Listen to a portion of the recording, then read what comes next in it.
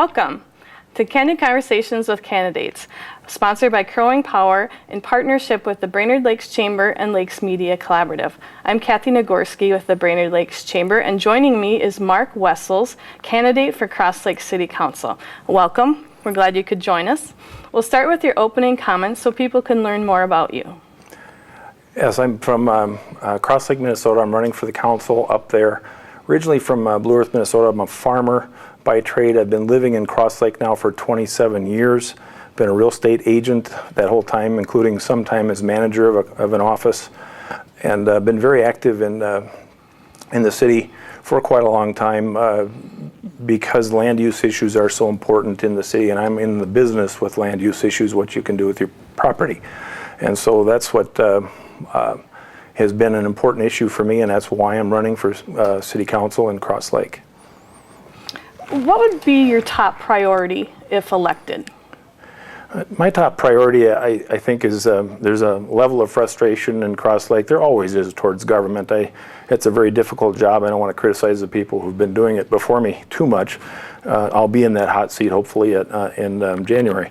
But the level of frustration has been how hard it is to get through and navigate the different ordinances and land use issues, and what can I do with my property, and how best can I utilize my property.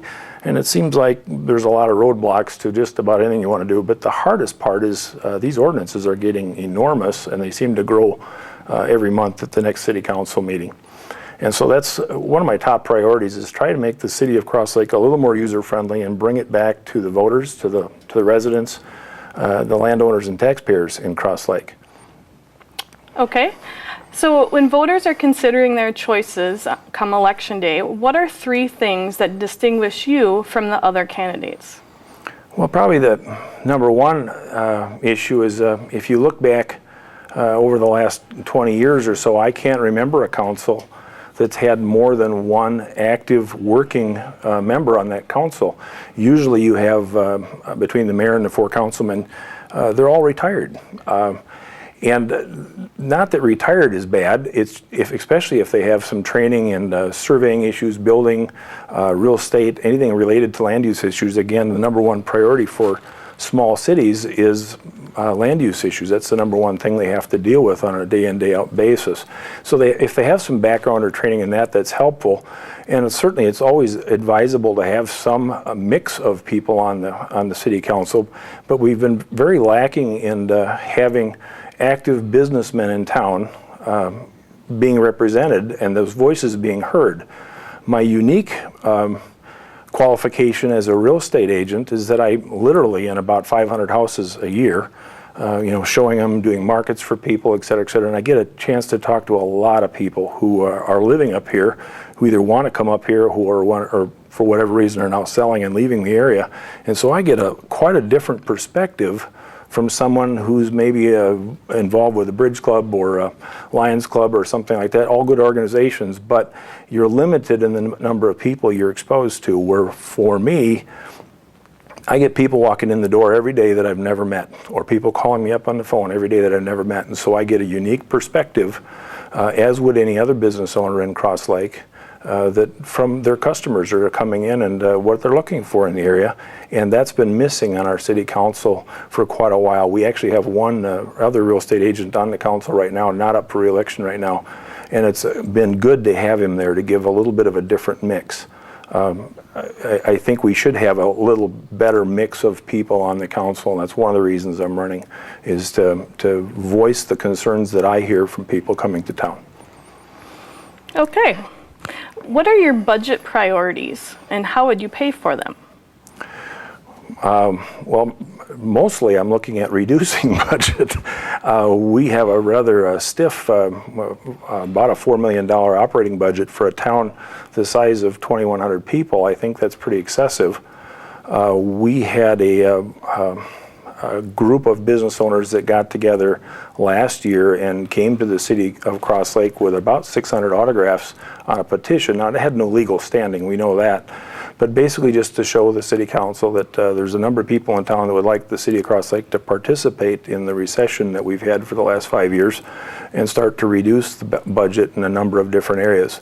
And there's a number of different ways that we can do that, one of which would be was a question that was asked to me before, was cost saving measures by sharing services with other cities and the county and that sort of thing. And I think that's a fantastic idea. In fact, we're already doing it.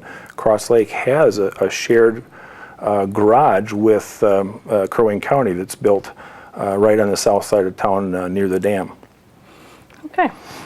The Chamber as a business organization, this question will be important to our members.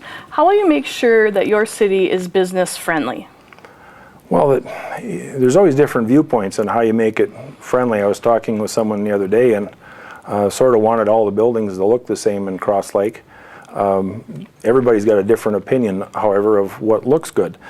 So you really can't regulate aesthetic values. There's a tavern on the north end of town, for instance, that there's hardly any siding showing. It's got signs all over it, and some of them are kind of funny and just for advertisements for whatever. That's part of up north Americana. That's what people come up north and expect to see, although we don't want everything in town to look that way. I personally don't want everything in town to look the same.